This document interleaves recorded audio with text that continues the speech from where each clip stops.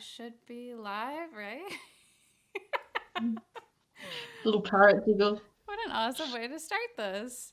Welcome to anybody who's here. You probably aren't here quite yet, but this is the Doing Our Bit stream with the Climate Special Interest Group for the IGDA, which is the International Game Developers Association.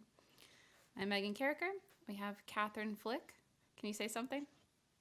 Hello, I'm Catherine Flick. Please I'm go ahead. Do you want me to? Yeah. I'll just introduce myself. How about that? I'll do that. I'll do the canned speech. Yeah, I'm what's called a reader, which is like an associate professor in computing and social responsibility from Montfort University in the UK.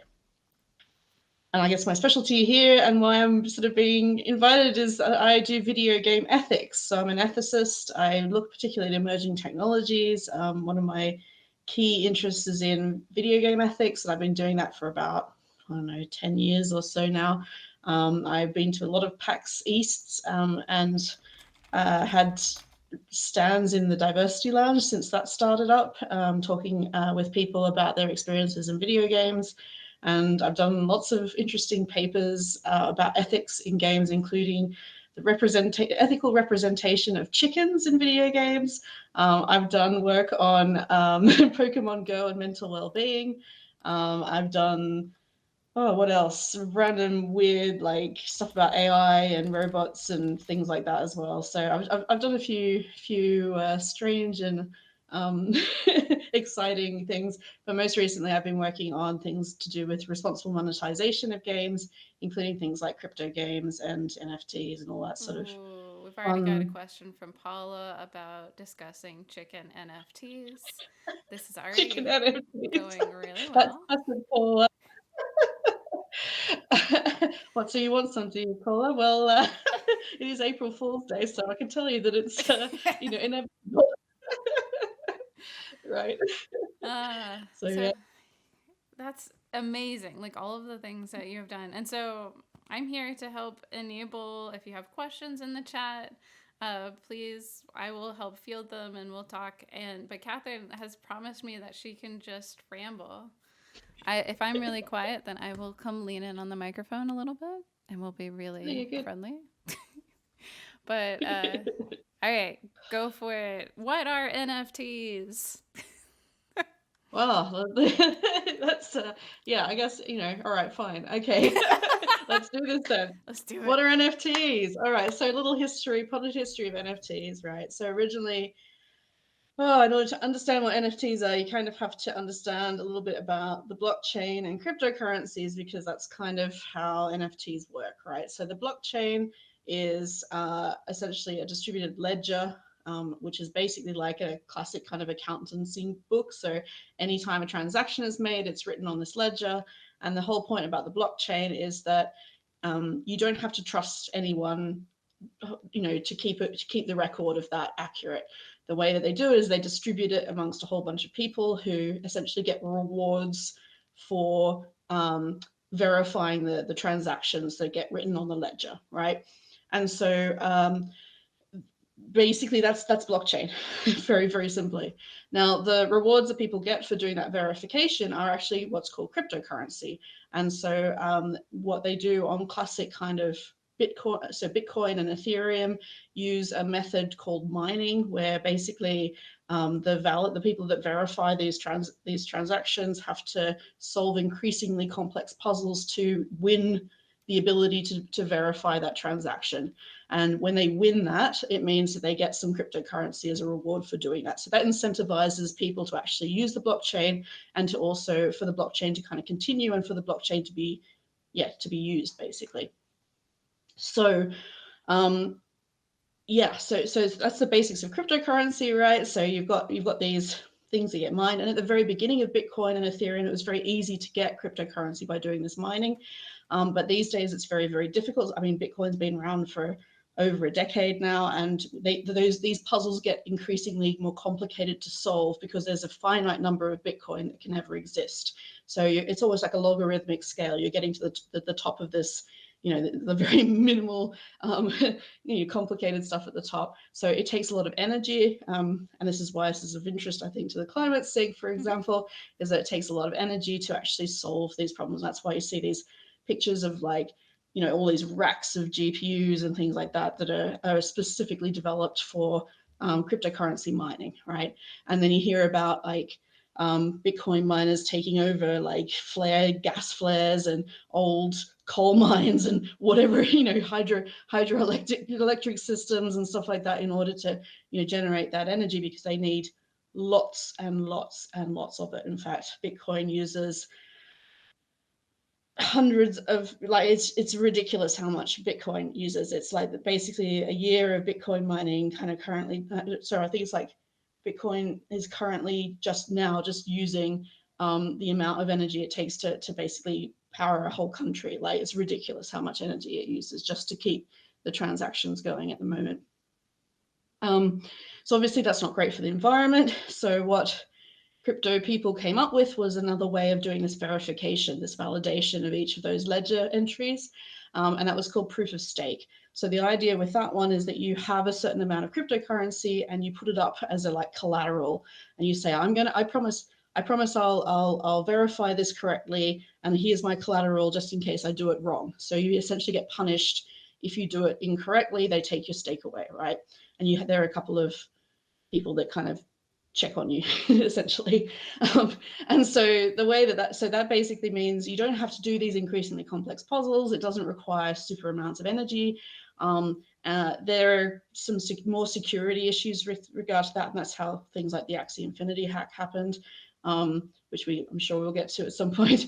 But basically, the fallout from that was the consequences of that is that there is a much more energy efficient blockchain, or there are several of these actually. So Tezos is one, and Solana, and there's a couple so more that I can't remember the names of. Yeah, lots and lots. Yeah, there's a new one every day.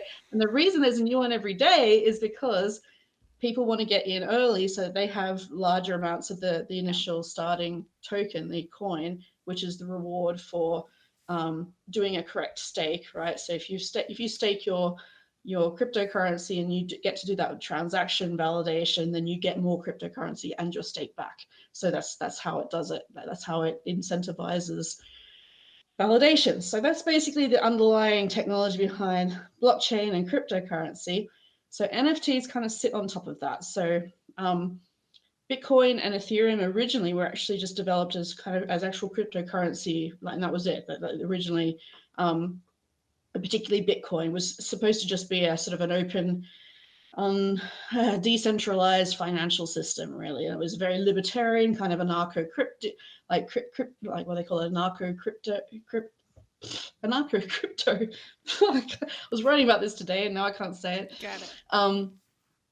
But they had these kind of ideals about let's pull ourselves away from these classic centralized financial systems, and the free market will decide all, and we'll be free of classic kind of institutions and blah blah blah, all that sort of stuff.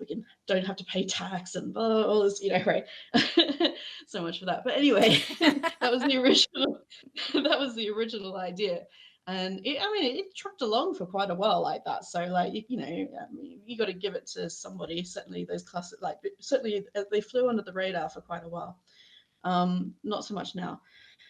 Anyway, Ethereum showed up, and basically what Ethereum was able to do was extend it from just being a cryptocurrency to actually having little programs that you could write. So instead of just registering, I gave 3 Bitcoin to Megan. It was like I gave a little computer program to Megan, right? And the little computer program could be anything from, and that's what's called, it's a smart contract.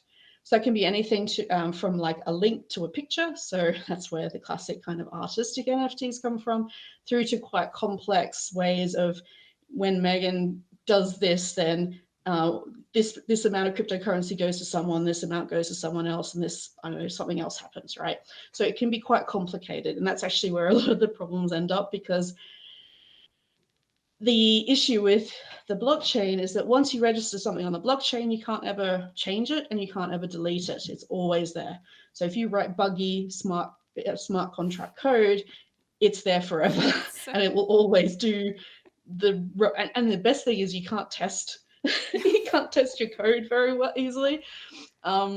Yeah, it's there's so much stuff that is just technically so not good for like essentially a a high availability system, right? Like it's just um yeah, there's no testing the blockchain. It's a wild Anyway, good west. times. Yeah, it's absolutely wild that people want to rely on it, to be honest. But anyway, so yeah, so this is one of the issues with smart contracts. But to kind of roll back a little bit, originally the NFT was supposed to free artists from institutions, right? So classically, the idea was to allow artists to claim back their piece, because what you could do in a smart contract is say, okay, whenever if I sell a piece of art to Megan, and Megan then goes and sells it to, I don't know, a friend or whoever, right? I can get there can be a little line in the smart contract that says that I, Catherine, get a royalty from that sale. And that doesn't currently happen with art, as you probably well know, right? If you sell, a piece of artwork on, or a sculpture or whatever, the original artist gets bugger all, basically. So this was supposed to then, basically, free artists from the tyranny of the art world, and let them regain the what they deserve, right? So the royalties from future sales. However, that's not really what happened. Well, not in many cases. And one of the biggest issues with NFTs has been basically people who know more about the technology coming in and exploiting artists using hype of things like the Bored Apes, right, which earn hundreds of thousands of dollars but actually don't really give any royalties back to the original artist, for example. There was this sort of whole conversation about whether computer generated art should count and all this sort of stuff, right, in terms of royalties. And basically there's been a lot of exploitation by people who understand the technology and how it works and also want to make a lot of money of artists. And that's been seen from, the Bored Ape artist herself has basically said, yeah, I wouldn't do it again. And there's a lot of other artists that have been essentially ripped off by all sorts of people who want to make a lot of money off NFTs, right? And this is kind of one of my big issues as an ethicist, is this kind of it's almost like a technical colonization, right? So people who understand the tech come in, they plant their flag, they're like, yeah, I'm going to make loads of money. Now let's find out who I can exploit to do all the hard work for me, right? Really, really upsetting, right? So, obviously not, to the same extent as actual colonialism, but it's a kind of you can see the parallels there, right? So that's kind of, I guess, the background to what an NFT. So an NFT is really just a little piece of code that can do a whole bunch of stuff. So that's the thing. One of the creepy things about it is that, if you buy an NFT, if you unless you go and double check all of that code before you interact with it, and you can actually it can do all sorts of things. It could drain out your cryptocurrency wallet and things like that as well, right? Because that's basically it's a program. It's a little program. And there was a series of problematic NFT drops, and they're called airdrops, right? So airdrops are where someone will send your wallet, because your wallet is a public address. You can't really hide it. You can hide who you are, but people will send just random addresses, NFTs, right? And people were airdropping in NFTs that basically were like viruses. Yeah. And people were interacting with them, and then malicious ones, right? And they were draining out their apes and their cryptocurrency and stuff like that. So it was and the thing about the blockchain is that as long as it's a valid cryptographic transaction, it doesn't care, right? So it doesn't care if there's no one to care. Yeah, exactly. This is this Coder's law that you might hear about, right? And this is why Coder's law is a really bad idea, because there's no recourse, right? Like if I go and let's say I come and I steal your artwork off your wall, right? And and I steal it and I go and sell it for thousands of dollars, right? You'd be pretty annoyed about that, and you'd probably go to the police, and the police will come and eventually, hopefully for you, find out it was me, and either get the art back, or I'd have to pay some sort of penalty, right? Now, there's no recourse in blockchain. There's nobody like, and this is one of the things, like if you think about this Axie Infinity hack that just happened, there's actually a wallet sitting there that has $500,000 worth of cryptocurrency just sitting in it, and nobody can get access to it. Not there's like there's no person behind Ethereum, like the Ethereum blockchain, who can say, hey, that shouldn't have happened. Let's just roll that one back. It doesn't work like that. That's not how the technology works. So it's really frustrating, and a lot of people are starting to see that in terms of the fraud side, people, theft. That there is no recourse. They can't get their apes back. The most they can hope for is that a marketplace will blacklist this resale of that, right? Which is kind of going against that whole decentralization thing that was kind of the whole point of this in the first place. But hey, we're seeing lots of re-centralization within the blockchain anyway. Like back in the old day, so I used to actually had some Bitcoin back in 2011. Would you believe I had 2 Bitcoin? I bought it for about £50, so that's actually pretty decent. Yeah, except that back then the software was so bad that when I upgraded my Mac, it wiped my wallet, and I was really cranky about that for a while. But I've come to terms with the zen of that, right? But I mean but I also realized that actually, so my friend who got me into it a little bit, because she's a security expert, she actually bought it around the same time as I did, but she bought a whole lot more. I was a little bit more cautious. I was like, yeah, £50, I can kind of afford that. Let's just deal with that. But she bought a couple of $1,000 worth of it, and she ended up paying for her wedding when it was about, I think it was about $1,000 a Bitcoin, or $1,500 a Bitcoin. And I realized actually I probably would have cashed out then anyway, because that would have been ridiculous, right? Like, so I'm actually quite I'm very much at peace with my lost wallet.